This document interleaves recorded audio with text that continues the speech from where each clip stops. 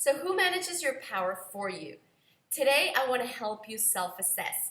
And the reason why I want to do this is because after 20 years of coaching people, one of the things that I've learned is that most people are walking around in a state that I refer to as instinct injured.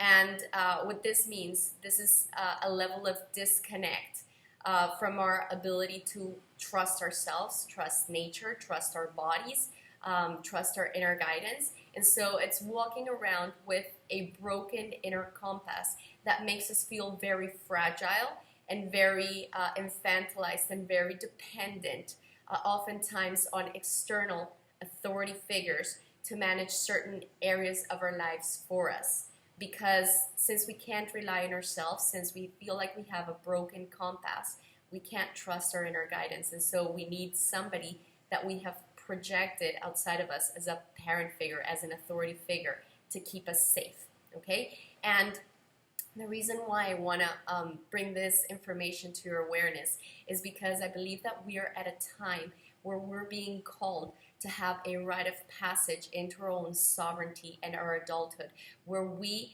basically surrender that infantilized state, and we stop giving our power away to external authority figures to manage us, and we basically now start to manage our lives from a place of inner authority because we know self, because we know how to trust self. Okay, and I believe that this is what's being asked of us right now. So that's why I want to offer all those tools and help you start healing that instinct injury. And the other thing that I want to say is that when people ask me, what is the purpose of life? I don't claim to have the answer. I know this is one of the most existential questions out there, but if I was to say what my opinion is, I would offer that the purpose of my life has been to learn how to manage my power physically, mentally, emotionally, spiritually, intuitively, sexually, and from a place of self-expression.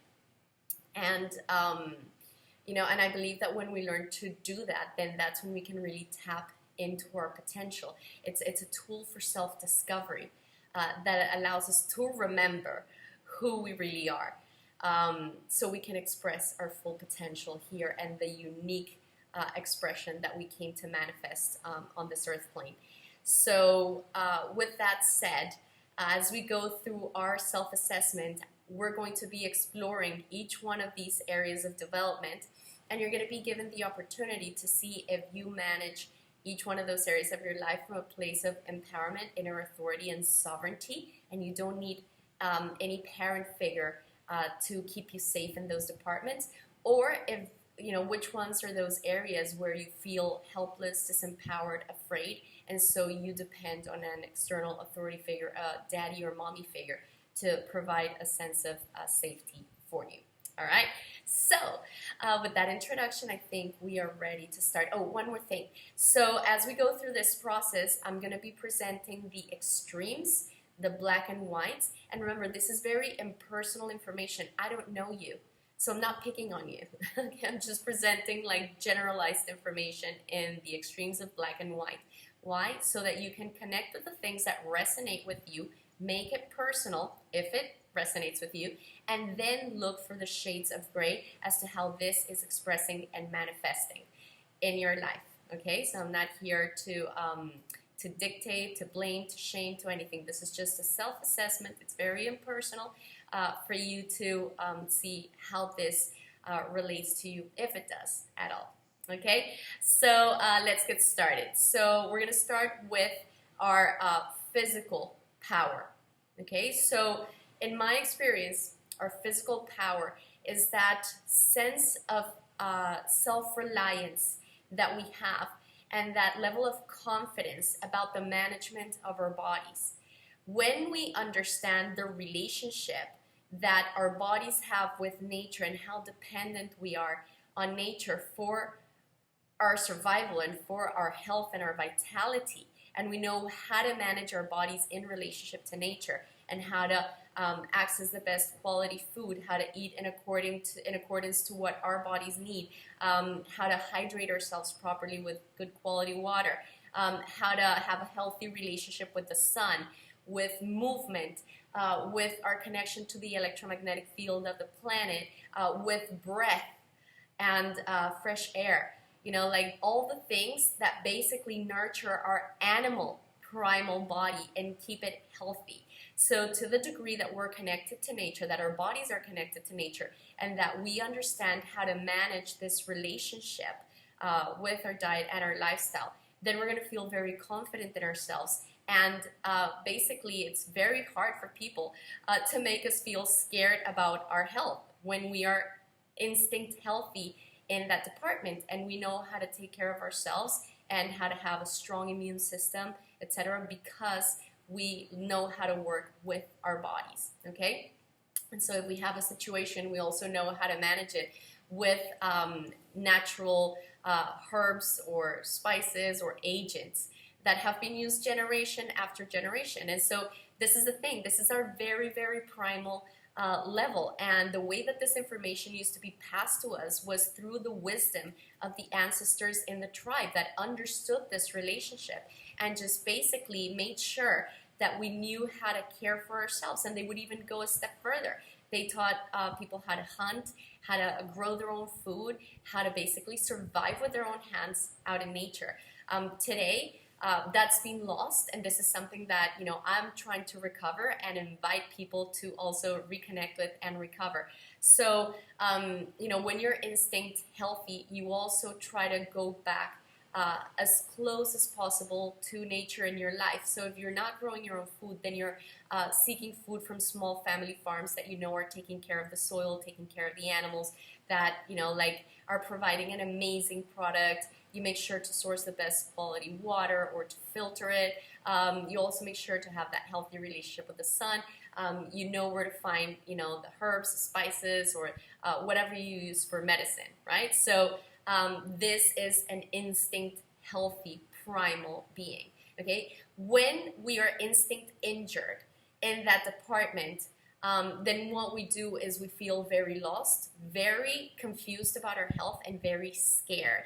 And so we are basically susceptible to fall into any narrative that sells us fear about our ability to take care of our physical bodies. And so people that are instinct injured at that level oftentimes create a mommy and daddy figure in the institution of industry to provide products. So basically, they don't have anything to do with their own food, where their food comes from. They don't even prepare their food. They just have anybody give them any medicine, that is provided for. But there's never like an understanding where things really come from, the processing of it. It's just, I will give my power away to you because I am in blind trust and in blind obedience to you. And, yes, please, I'm putting my life, my body, and my health in your hands for you to provide it for me. And so the reason why this is a level of instinct injury is because basically we're putting the most sacred part of our being, our body, in the hands of an institution whose purpose and whose purpose of existence is to make money, and oftentimes at the expense of the product and the customer. So, why would we trust this? So, everybody's always talking about the level of corruption that lives in industry and all the scandals, where, for example, some of these companies have put asbestos in baby powder. Others have basically poisoned the environment and the people that use their product to grow food. Then we also have other criminal cases where certain corporations have also known that their medications were basically harming people, and they continued selling the product. And there is a criminal track record, and then we're so instinct injured that we believe that these mommy and daddy institutions are going to save us and protect us. And so at this stage, I want to bring something to your awareness as we start going through each one of these institutions and how we basically try to have them parent us to the degree that you're expecting that corporation to parent you. In other words, that you have projected your mom and your dad to that institution to keep you safe, the more threatened you're going to feel by what I'm saying. So what I want to invite you to do is to ask yourself, okay, so do you need to shoot the messenger, and then maybe just discredit me or something for challenging this?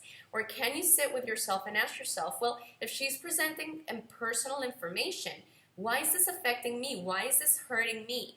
Because if you had no attachment, if these weren't your surrogate mom and dad figures, it would not bother you that I'm challenging this. You see, the thing is that there's this thing in us that when we challenge a parent figure, we feel like we're being disrespectful, like we're almost being blasphemous. And so we want to attack the person that is presenting that information, right? The typical shoot the messenger. So you can do that, or you can actually sit with yourself with the discomfort that this information may generate and ask yourself, is there a level of truth to this? How disconnected am I from my body and my ability to provide for myself in the physical world and know how to take care of this primal being, this little home that I live in, right? Okay, so that's our first level. And I know this conversation just keeps getting more and more challenging. And so since we're exploring our energy centers and our levels of development, I'm going to locate this for you in the physical body. So this is basically in our bones, okay? All of this ancestral primal wisdom gets carried and passed down to us in our bones, meaning that understanding of how to basically stand our own ground and survive in our physical environment. Okay, so that I would say would be our bones, our structure. All right, so then if we go into a next level, we're now going to be talking about our eggs. That would be either our testicles and our ovaries. And this is where our creative power lives. Think about it. We birth life. We create life through that. And this is where our power lives. Our power and our sovereignty. This is why we make a reference to somebody who's centered in their sovereignty, saying like they have balls, or we could say they have ovaries, okay? And so this is, when we are centered in our power, when we're centered in our sovereignty, we command this, okay? We don't expect anybody to basically tell us how we should live. We're free men and women of the land, and we understand our sovereign rights, okay? And so we have created an institution called government that was meant to regulate certain aspects of power in our existence, right? But here's the catch, and this is something that applies to everything. To the degree that we are empowered, we can keep these institutions in check. Okay, but to the degree that we're disempowered and we manage our lives like little children, instead of staying centered in our power, we're going to give our power away to them and centralize power in them. And you know the saying, power tends to corrupt, and absolute power corrupts absolutely. And so what I want to offer about this level is that there has been because we're so disempowered, or we have been so disempowered, we have established a relationship that's like a vampire blood donor type relationship with governments, in that we basically now externalize our power, give our blood to them, and they just suck and suck and suck resources out of us. And there's also like a form of castration that comes from keeping people infantilized. And instead of respecting their sovereignty and their power, it's all about overpowering them and just basically, like I said, castrating them. And that at that level. And, if we go back to the relationship and we talk about power in the sexual organs, when there is a rape, it's not about the sexual experience. It's about power. It's about owning the illusion of control. It's a vampire type relationship, extracting life force and resources and power from that individual. And so what I want you to look at is like how raped do you feel, by the institution that is the government? Hello, everybody's always complaining about the corruption in politicians and how they're taking money from you through taxation and through, like a series of things. So are they managing power for you properly? And are they respecting you as a sovereign being? Do they listen to you when you complain and you say that you don't want certain technologies out there, that you don't want certain infringements on your freedoms? Like, do you even have a voice with them? Or have they positioned themselves as the controlling authority figure that has you by the eggs, by the balls, or by the ovaries, and is now basically governing every aspect of your power and every aspect of your life? Like if you were a helpless, disempowered child. Okay, so are you giving your power away, thinking that government is basically going to rescue you and save you, especially right now? And think about this, okay? I go back to the conversations that we have, and it's, okay, we're always talking about how there's so much corruption in industry and how there's so much corruption in government and how there's revolving door policies and how, the government is no longer by the people, for the people, but now it's like by the corporations, for the corporations, and yet we understand that. But now in this situation where we're totally, where people have totally given their power away and are in fear, all of a sudden that corruption has disappeared, and now these people have our best interest at hand. And listen to the conversation. I'm going to take your rights and I'm going to take your power away for your safety. Is that a discourse of somebody who's respecting your sovereignty and maintaining their place as basically your employee and your subject? That's what they should be to us. They are our employees. They should be technically working for us. But the conversation is, you don't know better. I'm mommy, I'm daddy, I know better, and this is what I'm going to do to keep you safe. So if you're finding yourself in that situation where you're basically just hoping that a politician, and these governmental agencies are going to save you from a crisis, I think that you need to go back in history and ask yourself, how many corrupt politicians have there been? Are they power-hungry people? And in this situation where you've given your power away, how are they managing that power? Are they actually managing it respectfully? Or are they getting more and more and more drunk on power? And are they showing their true colors? So can you actually trust them? Or do you need to go back to trusting yourself and trusting your community? Okay? All right, so that's a next level. We've now put physical safety in our bones. We've put our sexual power and just like the power of existence and to manage our lives in our eggs, our reproductive system, in our testicles, in our ovaries. And now we're going to go up into our gut. And so this is where our intuitive power lives. Okay, and some people may think like, oh my God, that word intuition, that's so airy-fairy. But here's what I want to do in order to bring that close to home is, have you ever been in a situation where there was something inside of you that said to you, this person is lying to me, or this person is cheating on me, or this blah, blah, blah. And you totally dismissed your inner guidance and your intuition, and you believed what that person was saying to you. So you basically gave your power away to that person, and you dismissed your inner communication and your inner messaging system letting you know. And then now you feel like you're betrayed, like you've been betrayed. But the question is, whoops, we've got a boat passing by. But the question is, did that person betray you, or did you betray yourself by not respecting your inner voice? Okay, so when we're instinct healthy, we trust our gut. And in order for us to trust our gut, we need to have strong sense of self-esteem.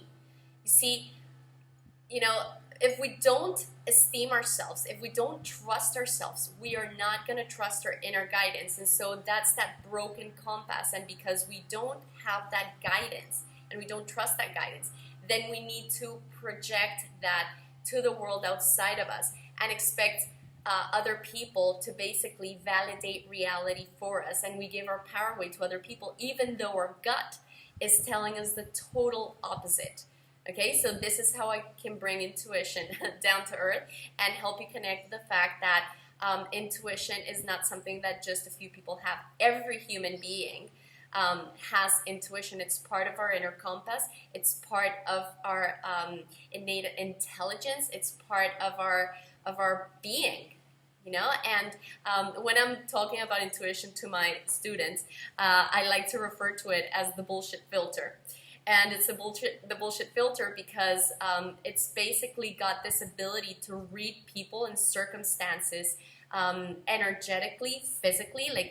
Like our intuition receives so many messages from so many different sources to be able to guide us. But we have been so disconnected, and so we've learned to not trust ourselves, not rely on ourselves, but rely external authority figures. And so the question is, where does this come from? And now, as I start exploring that institution, then this may really challenge some people. But what I want to say is that this institution is basically the foundation of our society, and I highly respect it.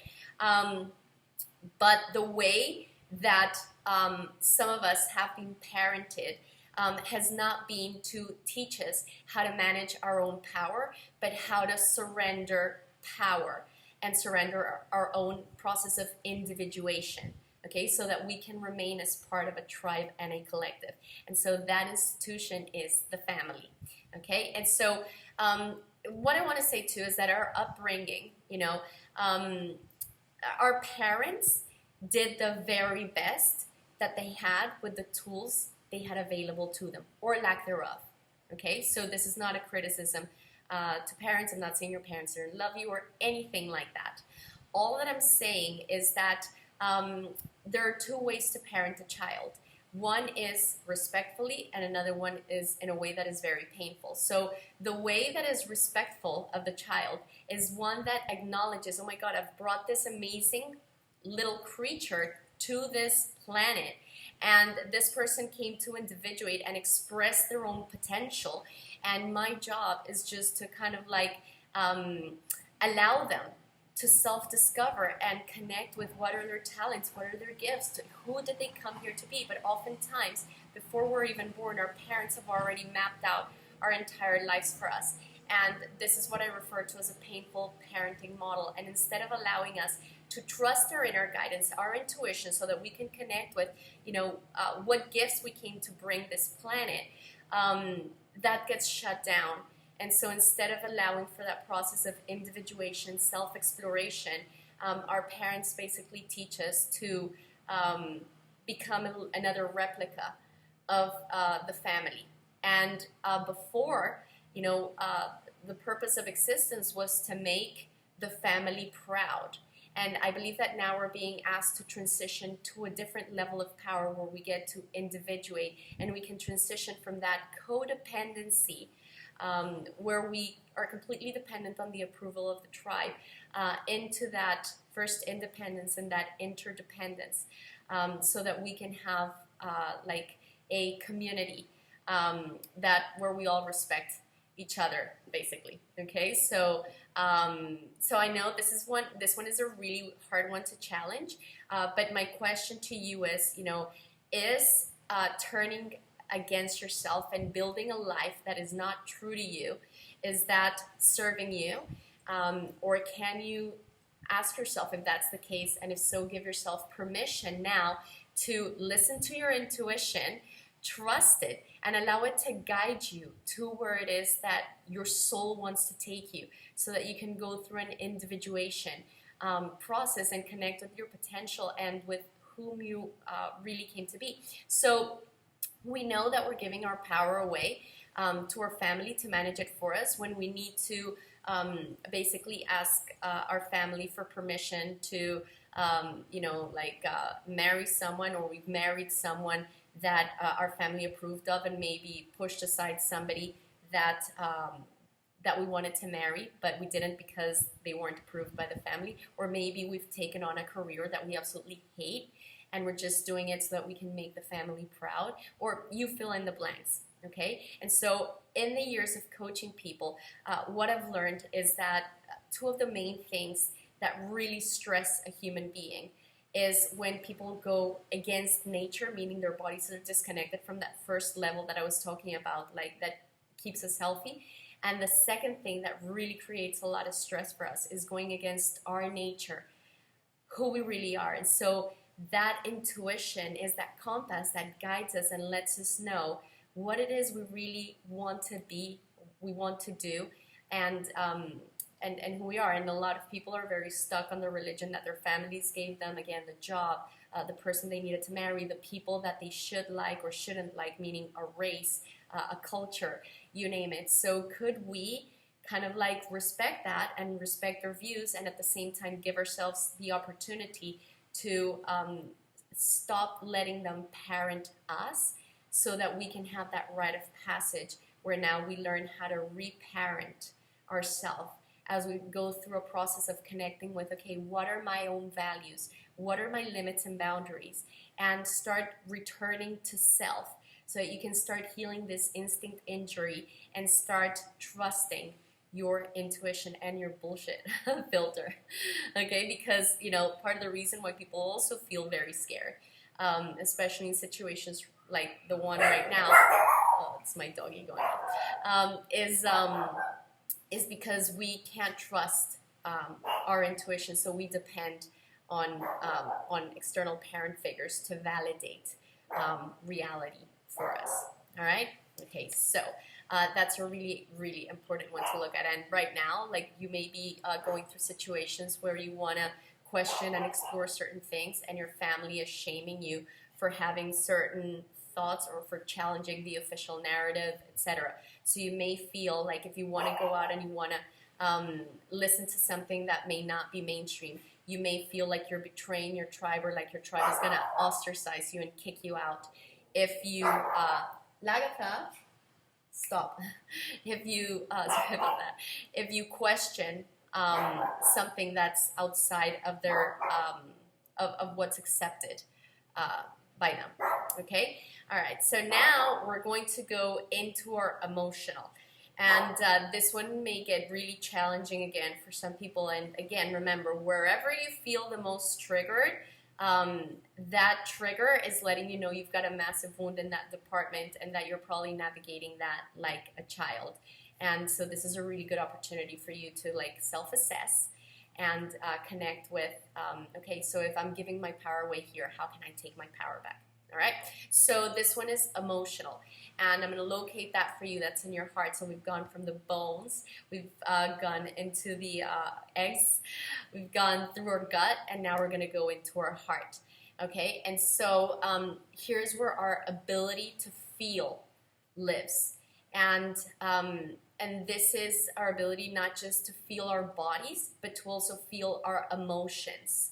And, and this is where our emotional intelligence lives, where we understand ourselves, where we also understand our body's innate intelligence when it speaks to us through the language of symptoms. And it lets us know, you're craving, foods. Maybe you haven't eaten enough. It doesn't mean, let's go into an attack against your appetite because you're bad, because you've got, a craving. It's like, okay, well, let's figure out what this feeling is telling me so that I can get to the root cause and address it at that level and nurture myself. You see, you have such an amazing body that communicates with you through the language of symptoms. And this is something that I want to really get across. Is one thing I learned from one of my teachers, Paul Chek, is the body doesn't lie. It doesn't know how to lie. Why? Because your body is here to help you survive. It has no vested interests, no agendas. It's not trying to sell you anything. It just wants to guide you so that you know how to keep yourself safe and how to survive. Okay, so and it does this through a very sophisticated language of symptoms, and those symptoms let you know if the choices that you're making favor your survival, like it gives you a feeling of vitality and well-being, or if the choices that you're making compromise your survival, and so you feel a headache, or you feel another body ache, or you feel distension in your belly after you eat, or whatever. Your body's always guiding you and speaking to you through these symptoms. And so it's so, like, when we're instinct healthy, we can feel our body because it's part of our survival system. Imagine if you can't feel your body, and your body is letting you know, okay, pay attention here, pay attention here, pay attention here, but you keep numbing it and not paying attention to it, eventually your body's going to break down, okay? And that is what we've been taught in this society. It's not connect with your symptoms. What are your symptoms? What are your feelings telling you? Get to the root of it and address it at that level. No, it's all about numbing and disconnecting and shooting the messenger. Okay, and as I said, I've worked in health 20 years, and I've realized that there is a system that operates on that narrative of, just basically shooting the messenger, when there's another system that is all about let's listen to the messenger, okay, because this is part of your survival.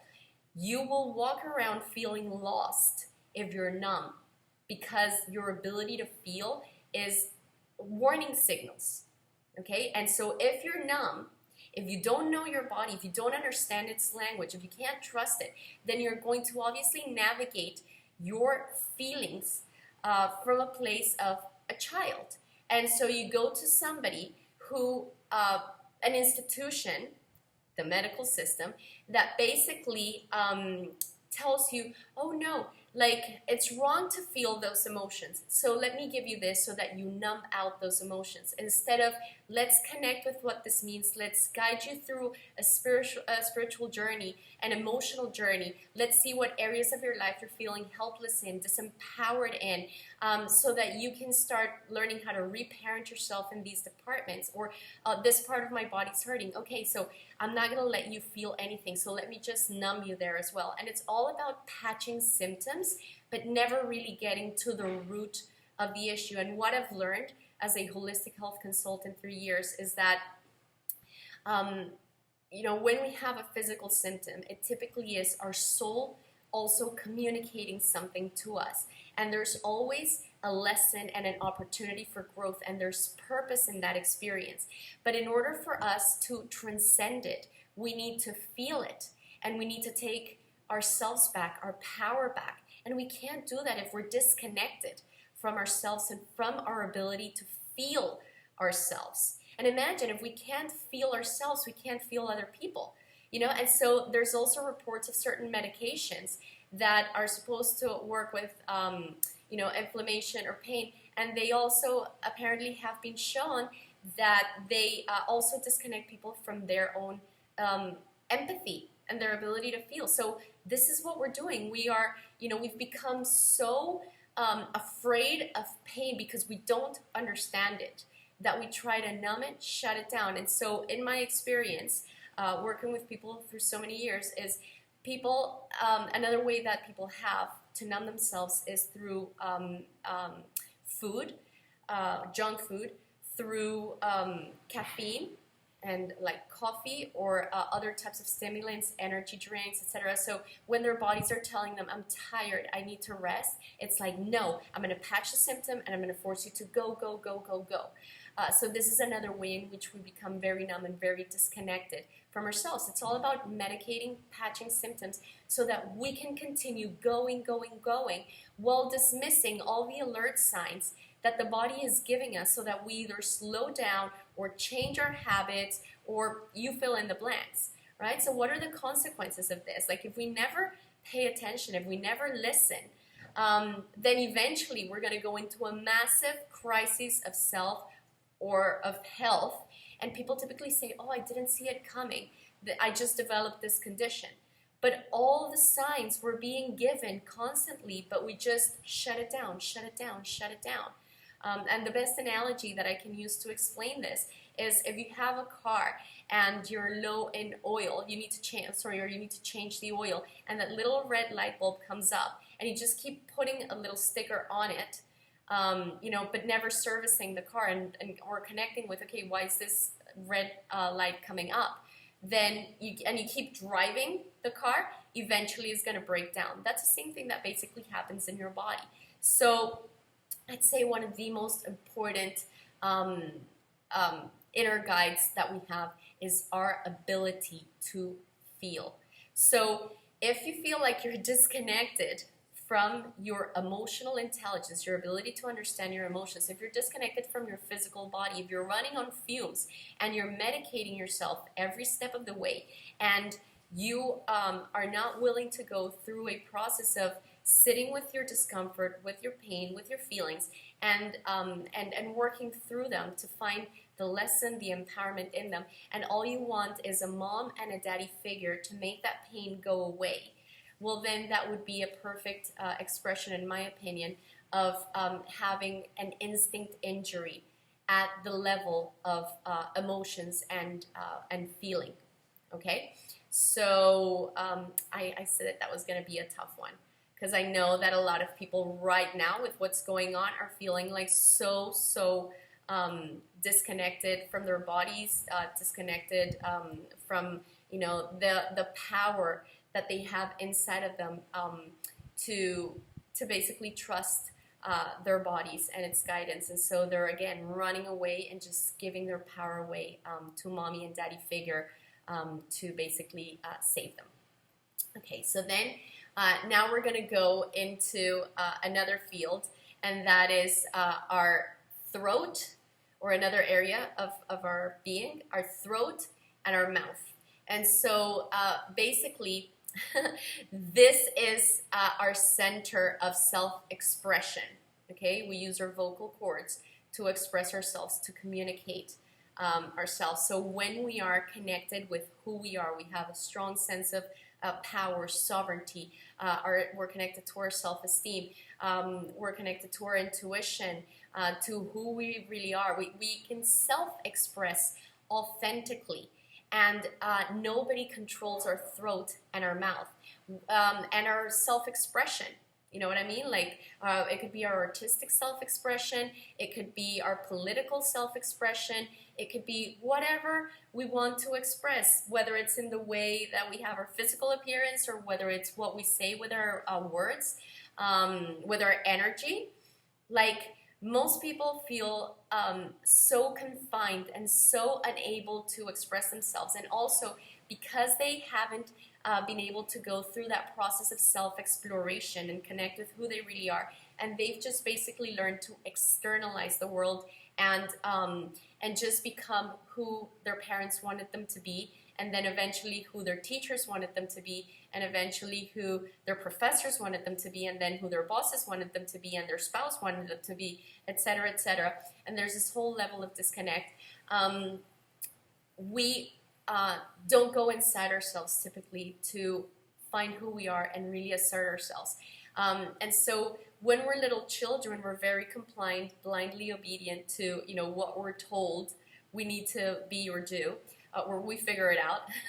And then when we go into our teenagers, we typically go into this defiance, and this is where we think that we're asserting self. But it's not through a process of self-exploring, but it's about looking at this institution that I'm going to mention now, where I also worked in for many years, actually for almost a decade.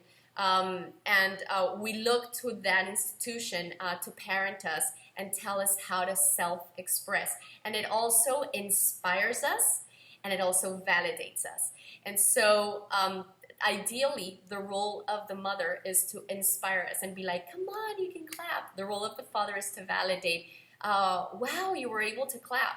And then as we grow up, the parent's job is to give us the tools so that we can self-inspire and not depend on somebody else to inspire us, and self-validate and not depend on somebody else to validate us. But because we haven't gone through that process, and we continue projecting our mom and dad into every institution out there to parent us, then what we do is we give our power away to the people outside of us to either inspire us or to validate us. Hello, mainstream media. Hello, social media. And as I said, I worked on television for almost a decade on and off as a TV fitness bombshell. I also worked as a news writer. I've worked as a columnist for magazines. I've done a bit of radio. Like, I've been in the media and in entertainment. And, you know, this is basically a medium that shapes reality. My first career is mass communications, and I remember my philosophical anthropology teacher. He would tell us, you know, keep in mind he's preparing future broadcasters, and he was telling us the TV is the box for the idiots. It's a programming tool, and you know, that reality just really like took a whole new meaning for me. When I had an experience with an ancestral culture. So basically, I was filming a documentary. I was deep in the Colombian jungle, interviewing the Kogis. So this is in La Sierra Nevada of Santa Marta, interviewing the Kogis. And although this Kogi spoke Spanish, it was because somebody in the tribe had taught them Spanish. It wasn't because they were really going down and mingling with society. So they were pretty much disconnected from what we know as civilization, right? So I'm having a conversation with this with the Kogi as my partner was preparing the camera. My partner in the documentary was preparing the camera to ask him some questions, and this was about how they were spraying glyphosate in our national parks and how it was affecting the indigenous communities, etc. So, you know, I'm waiting to have the camera turn on, etc. So I'm talking to him, and then I ask him, so I don't even know why I decided to ask this, but this was like divine intervention, and I'm so glad that the shallow part of me kind of came through here because it was meant to teach me such a powerful lesson. So I asked him, so what is your ideal of a beautiful woman? He looks at me and he just goes, well, that she's a good wife, that she's a good mother, that she's... And so I keep trying to reframe the question, and he just keeps giving me the same answer over and over again. And then I came to a point where I thought, oh my God, he just doesn't understand me. And then I realized, no, it's you, Himi, who doesn't understand. You see, that person has never been exposed to that box and hasn't had the years of conditioning and programming that you have had. And I was like, oh my God. So it was like one of those moments where you've lived in water your entire life, and because you don't know that you live in water, and you just feel like your environment is normal and it's the only reality. And then suddenly you have a conversation with somebody that's never been in water, and they present to you a totally different reality that is on land. And I was like, whoa, that really blew me away, and I started to realize, oh my God, what else is an illusion that has been created for me? And this really opened up my mind to start considering life beyond official narratives, right? And so keep in mind, my first career, as I said, mass communications journalism, and the role of a journalist is to be skeptical, to ask questions, to follow the money trail, to connect dots, and then to present that information. And that's actually the role of an investigative journalist. But today, that has been completely presented through a word that is very shaming, and that is conspiracy theorist. Anybody that engages in investigation that goes beyond the official narrative, follows the money trail, whistleblowers, etc., is not, or exposes a whistleblower or whatever, is not a journalist anymore. That's called a conspiracy theorist, right? So, you know, so as a journalist, you know, I'm always inclined to go down the rabbit hole to ask questions, and I always like to look at the most conventional narrative and the most extreme out there narrative, because truth lives somewhere in there, and just looking at a conventional narrative, in my opinion, is a form of instinct injury, where we fall under the illusion that that somebody has the right to control the narrative that we get exposed to. And tell us that it's for our safety. So, media is, for example, now censoring information and telling you that it's to keep you safe. So basically what I'm hearing them say is, okay, so you don't respect me as an adult and my ability to think critically, and so you have to mommy and daddy me and tell me what is safe for me to hear and listen to or watch, because I can't think critically. So yeah, I will listen to any person that has something to say. And why? Because I have the ability to discern and exercise critical thinking, and it's my birthright. I don't need a mommy and a daddy figure to tell me, first of all, how I need to express myself, and second of all, whose self-expression I can hear and I can't hear. Like, I don't need somebody to basically control my throat and my mouth or give me a gag order. And when I put this over my mouth, if you look at current times, it's a form of a gag order, okay? And it's an obedience drill, in my opinion. You know, like when I take my little puppies through obedience drill: sit, stand, do this, do that. That's kind of like what this whole narrative that's being presented through the media feels. And as a former journalist and somebody who worked in the media, I'm just totally like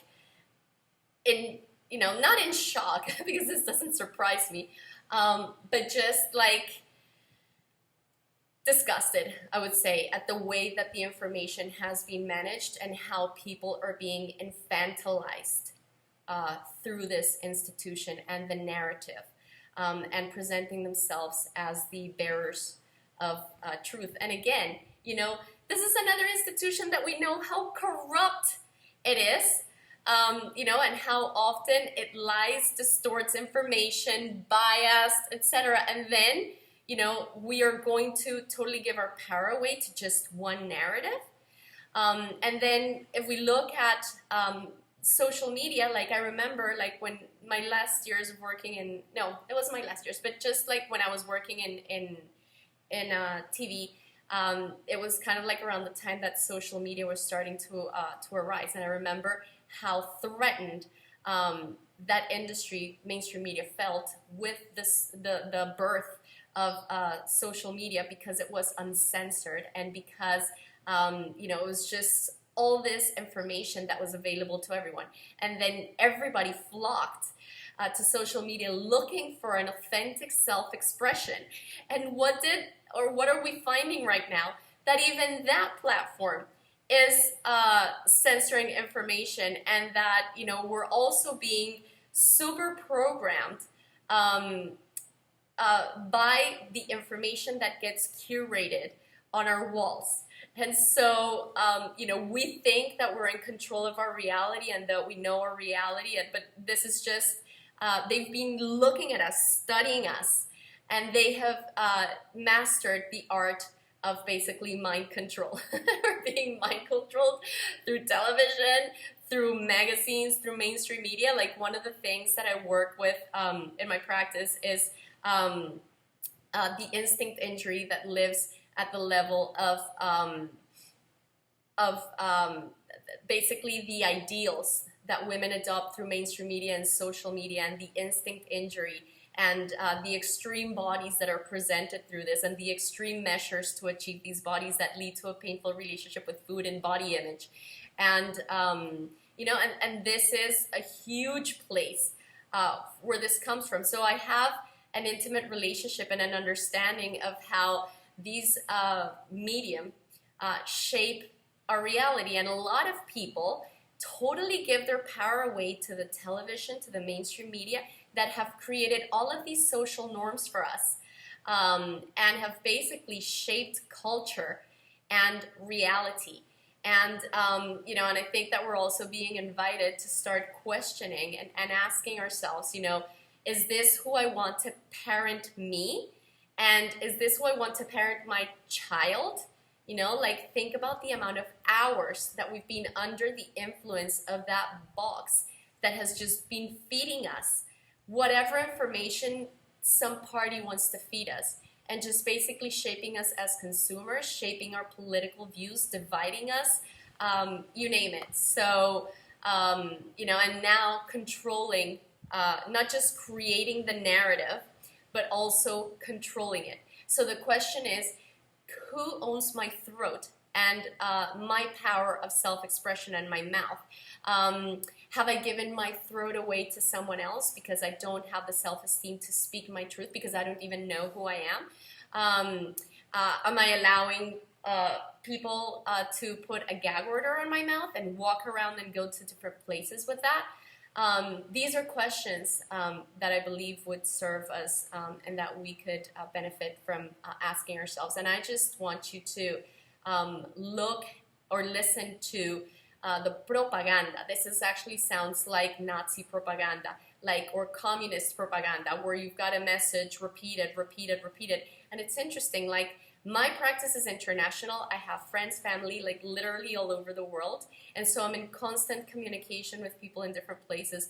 And, and it's the same language, it's the same narrative, it's the same method, that is being used to basically shape the reality and this new normal that they're trying to create everywhere. So I'm just, the journalist in me is just very skeptical of this, and I will not give my power away to anybody to call me, meaning when I say I don't give my power away means it has no power over me if I'm called a conspiracy theorist, if I'm called a quack, if I'm called, I don't know, whatever name they want to attach to me for questioning or for exercising my right to be an investigative journalist. And actually my call to action for all of you is to allow the investigative journalist archetype to come through in you and do your own research and think critically and go beyond the narratives that are being presented to you by these media. All right, so, it's about exercising your right to self-expression, and that is not just you speaking your truth, but also allowing anybody to speak to their truth, and you decide whether that resonates with you or not. You don't have that, you don't need a mommy and a daddy figure to tell you what information is safe and what information is not safe.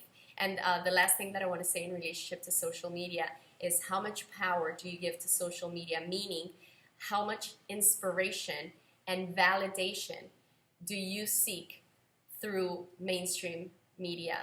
Can you self-inspire? Can you self-validate? Or have you now projected your mom and your dad onto everybody in social media to basically inspire you and validate you? All right, so this is a big, big question, and I know that this may rub some wounds for a lot of people. All right, oh my God, but if that one has rubbed wounds, I'm going to get into a department that will really rub some wounds for some people. And this is, we're going now into our mental realm. And so this would be your brain. And, the way that I understand our brain is that that's where, and of course, this is not don't get hung up on the details is what I'm trying to say about this. It's not necessarily this black and white, but it's where right and left brain hemispheres live. So, and again, this is not exact like this, but it's just going to serve a purpose for what I'm about to present. So our left brain is typically represented as being very logical, rational, very controlling. It wants to dominate, and it's very much associated with the masculine energy. When I say masculine energy, I'm not referring to men. I'm saying the masculine energy that both women and men can embody, okay? So it's not gender specific, it's just an energy. So the left brain is typically the masculine energy, and it's all about do, go, go, control, everything needs to be exact. It's like everything you have to prove, you have to see, it's a mathematical equation, etc. And then our right brain is more about feeling, it's more about intuition, it's more about art, it's about nature, it's about connection, it's abstract. It gets lost in beauty. It's, that's the feminine energy. And so And that would be more like our right brain. And the way that I explain this to my clients and my students is, imagine that you've been given two legs to walk in. You know, like you're much more efficient if you have the privilege of having those two legs and walking with both of them. But the way, and so we have these two hemispheres that are so balancing, and we should know how to live in both, okay? How to build our life around both. But what's happened is that right now we've had a total hijack. And before I get into the hijack, we can navigate life from a very, in my opinion, empowered way when we are centered and we know how to tap into each one of those at different times during our day, during our life, during our week. Like we're balanced in that feminine, masculine energy, that right, left brain hemisphere of logic and reason, and then also abstract thinking and creativity and, you know, and just art and music versus just, you know, like the numbers and performance and this and that, right? So with that understanding, there's been an institution that has basically hijacked our brains, and that is academia. And it's hijacked us, and it's turned everything, or most things, again, I don't like to speak in the language of absolutes, but most things into, or it manages most things just from that left brain hemisphere. Everything, you have to prove it, you have to show it, you have to calculate it, you have to give me numbers, you have to like control everything and play God with nature, and you know, there can't be the magic of life. So this would be like, instead of you like going out and maybe sitting with a flower and smelling the flower and being in that feminine energy, in that right brain of feeling, connecting with the flower and just enjoying it, the left brain is just looking at the flower, seeing how it can control it, how it can improve it, how it can understand it, how does it make its food, how does it, you know what I mean? Like, and I'm not saying that one is better than the other. I'm saying like there should be a balance between both. And also, you know, it has like academia has run off with our left brain and totally disconnected it from our feminine energy and our ability to feel. And so we have all these people that are so left-brained and so have really high IQs with a massive deficiency of emotional intelligence.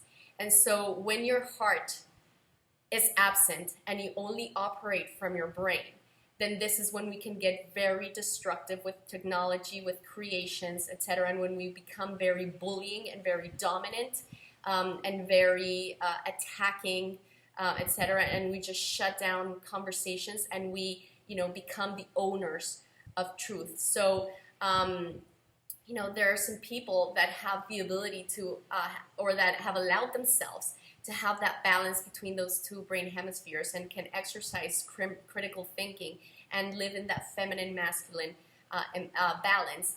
And, you know, can just basically, if they have an intuitive hit or if they have an idea, like they can be okay with that. Even if it hasn't been proven, even if there's no hard data and numbers, in my opinion, that would be an instinct healthy person that can kind of connect with that and just run off with ideas and things and explore them. And, you know, like, and I believe that instinct injury is when we're in that left brain hijack, where, you know, like, where we go into such, where we totally activate our control freak and everything is about measuring, quantifying, and we think that we own truth, so we make statements like the science has been settled, and we try to bully and shame anybody that challenges that narrative. And you know, when I hear things like the science has been settled and you're a science denier if you question it, I'm like, okay, isn't science the continual challenge of ideas and, you know, like, and a perpetual scientific inquiry? Like, what are you talking about? The science has been settled. What does that even mean? That you own truth and that you don't want anybody to challenge that narrative? Who makes your research more valid than somebody else's research? You know, so there's like this whole control of the narrative through this. And then there's people that are very infantilized in that respect and very instinct injured. and their mommy and their daddy is academia, and they cannot handle anybody challenging it.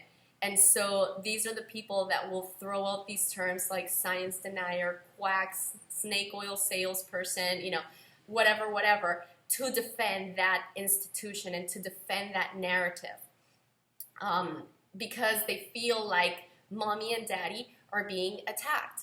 And because they don't know how to validate and inspire themselves at an intellectual level with a balance, and kind of like consider things, even if there isn't research for them. They just need this mommy and daddy figure to parent them and validate reality for them. And so, they cannot make a move without having science and the consensus validate it. Okay? This is not living life from a place of inner knowing and intuition and dancing. And I'm not dismissing the power and the validity of the scientific process. I'm not doing that. What I'm talking about is when the shadow takes over. Okay? And when we give our power away to it to manage our lives. And I've worked with a lot of academics, and in my opinion, they're very stuck in their brain, and these are some of the most instinct injured people, because they're totally disconnected from their ability to feel, very disconnected from nature, which is it's mind-blowing, because science is supposed to be the study of nature, but very disconnected from feeling, from experiencing things. Am I saying every person? No.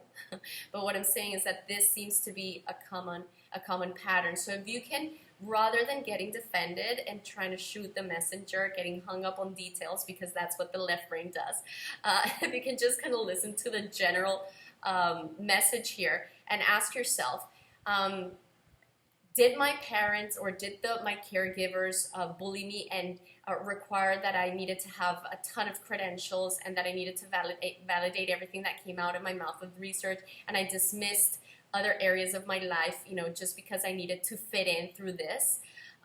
Is this you? Well, if it's not, then it's not, but is it you, or can you validate your own thoughts, your own ideas, and give yourself room to do that? Okay, so we're almost done.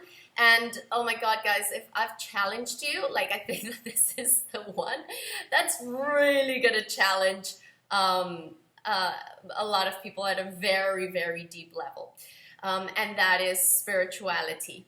Okay, and so what I would offer is that an instinct healthy person is a person that has probably gone through a process when it comes to spirituality, that has probably gone through a process where they have a direct relationship with the divine, and they don't need a broker to validate their experiences and their reality of what right or wrong is, of what the divine is, because they're just connected with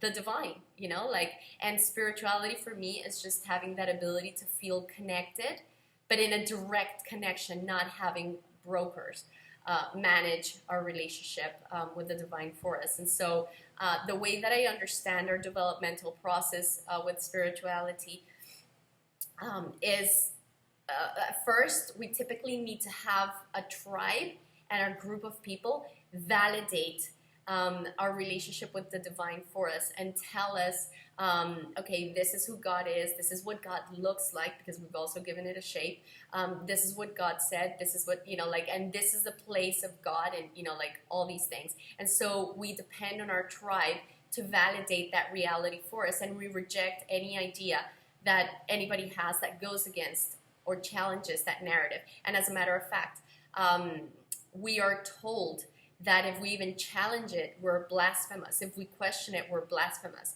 That we're born being sinners in some religions. As you may have guessed, I'm talking about the concept of religion or the institution of religion. And like with all of them, I believe they all have light and shadow. So what we're exploring right now is the shadow side of it. And so our first developmental process as we're starting to understand religion for most of us is through that, it's tribal, it's religion.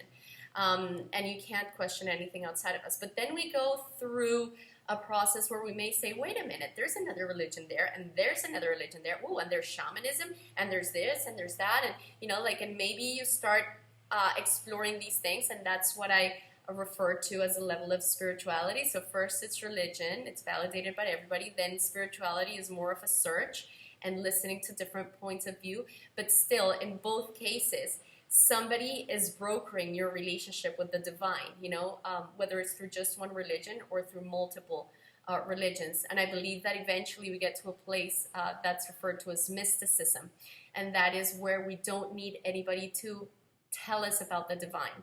We are connected, we know, we feel, and we are just there at that level. So we can manage ourselves at that level, and we don't need a paternal or maternal figure to protect us and keep us safe and keep us grounded and tell us right from wrong, etc., because we are connected and we know. And again, that is innate to us, that lives in all of us. We've all come with that compass. And so this is another one of these institutions that when we're helpless, when we're disempowered, when we're lost, can oftentimes also take on the role of mommy and daddy and basically disempower us and keep us just basically locked up in narratives that, may keep us infantilized. Okay, so again, this one's a really, really hard one to question and challenge because this one is just so rooted. And as I said, people are under the impression that if they even question it, this is blasphemy. Okay, so, and some people are under the impression that, a deity is going to come and rescue them. But I have a question, and that is, could it be that the reason why we're here is so that we learn how to rescue ourselves? What if that's true? And so with that understanding and with what I proposed at the beginning as my understanding of what the purpose of life is, to develop ourselves and sit in our sovereignty and manage our power physically, mentally, emotionally, spiritually, intuitively, from self-expression and sexually, if that is true and that is the purpose of our life, then could we start calling our power back? Could we start being very honest with ourselves and seeing where we project our mom and where we project our dad onto, and start reframing that relationship that we have with each one of these layers of our lives so that we can take our power back? Again, I really, really believe that this is the time to do this, and that we are facing a rite of passage where we transition from helpless, instinct-injured children that had to rely on a mommy and a daddy figure to manage power for us into self-reliant adults that can manage our power personally, like ourselves, and we can sit in our own sovereignty. And so basically, I want to leave you with that. And Lagatha, I want to leave you with that and say to you that, I, as a sovereign being, I see you as a sovereign being as well. I respect you. And I want to invite you to remember who you really are and to connect with your potential, because you came here at this time in history to bring a gift to humanity. And right now, we need everybody to tap into their full potential so we can get ourselves out of this mess and transition from this world that was built around helplessness and codependency into an amazing existence that we can manage from a place of independence and interdependence, where it's not about power for some, but power for all. And in order for that to happen, we all need to be empowered as individuals. Well, we've come to the end of our presentation, and I really hope that this shed some light. If you have any questions, you can always reach out to me. And, I'm super excited to start the conversation and hear how you experience this. If you want to also journal about this, I would strongly recommend you do that. Just get a journal and walk through each one of these layers and these questions and ask yourself where you're managing your power yourself and where you're feeling helpless and like a little child, and where you need to have a mommy and a daddy figure to provide safety for you. A big kiss, and I look forward to seeing you very soon.